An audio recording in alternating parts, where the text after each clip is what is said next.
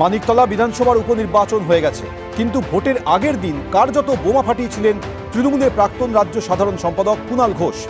তিনি দাবি করেন পদের টোপ দিয়ে তাকে মানিকতলায় অন্তর্ঘাতের প্রস্তাব দিয়েছিলেন মানিকতলার বিজেপি প্রার্থী কল্যাণ চৌবে।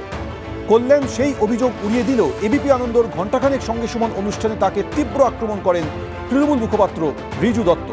তুমি এআইএফএফ পদে গেছো আরএসএস প্রধানের পা ধরে, তুমি ফুটবলার শব্দ অবশ্যই এই অডিও টেপ বলছেন। না আমি বলছি এটা একটা সম্পূর্ণরূপে ব্যক্তিগত আক্রমণ, খুব নিম্ন রিচুর পরিচয়। যদি যে জানেন না, আমি আপনার মাধ্যমে জানাতে চাই আমার খেলার যোগ্যতা কি ছিল। আমি 6.5 বছর, 12 থেকে 18.5 পর্যন্ত 6.5 বছর টাটা ফুটবল একাডেমি, যেটা ভারতের শ্রেষ্ঠ ফুটবল একাডেমি, সেখানে ফুটবল শিখেছি।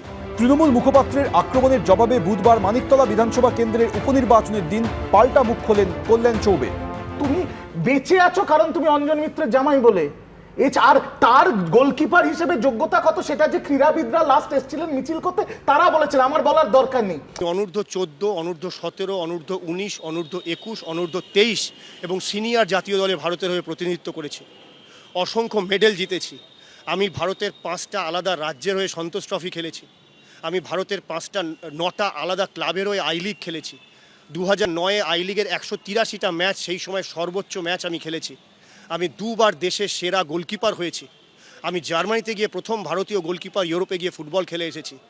আমার যদি ফুটবল খেলার যোগ্যতা নিয়ে প্রশ্ন করা হয়, নিশ্চয়ই যার সেই ফুটবলের মূল্যায়ন করার ক্ষমতা আছে সেই মানুষ করুন। অত্যন্ত নিম্নরুচির একটা বিষয় রেখেছেন, তৃণমূলের প্রতিনিধির কাছ থেকে সেইটাই আশা করতে পারি। এই বাকযুদ্ধের জল এরপর কোথায় গড়ায় সেটাই দেখার। এবিপি আনন্দ।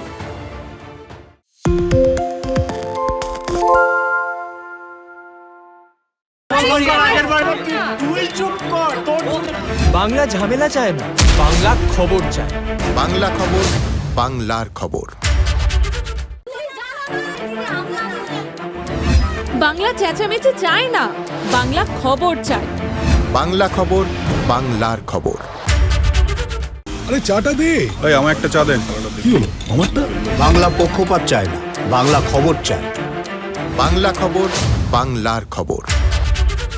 সত্য অন্তহীন, সত্যের খোঁজও তাই, সত্য সন্ধানে তাই আমরা অক্লান্ত, অকুতভয়। এবিপি আনন্দ নতুন ভাবনার প্রতীক, যা মনে মুক্ত, তথ্যে যুক্ত এবং যাবতীয় সীমানার বাঁধন থেকে মুক্ত। সীমা না শব্দটির মধ্যে লুকিয়ে আছে মানা শব্দটি, যেন চোখ রাঙানি এক অদৃশ্য বেড়াজাল, যা আটকে রাখে আমাদের এক ছোট্ট গণ্ডির মধ্যে। একমাত্র সঠিক খবরই গড়ে তুলবে এক মুক্ত সমাজ। সেই জগৎ গড়ার লক্ষ্যে কোনো সীমানার ঠুকুটি আমরা মানব না। এবিপি আনন্দ এগিয়ে থাকে, এগিয়ে রাখে।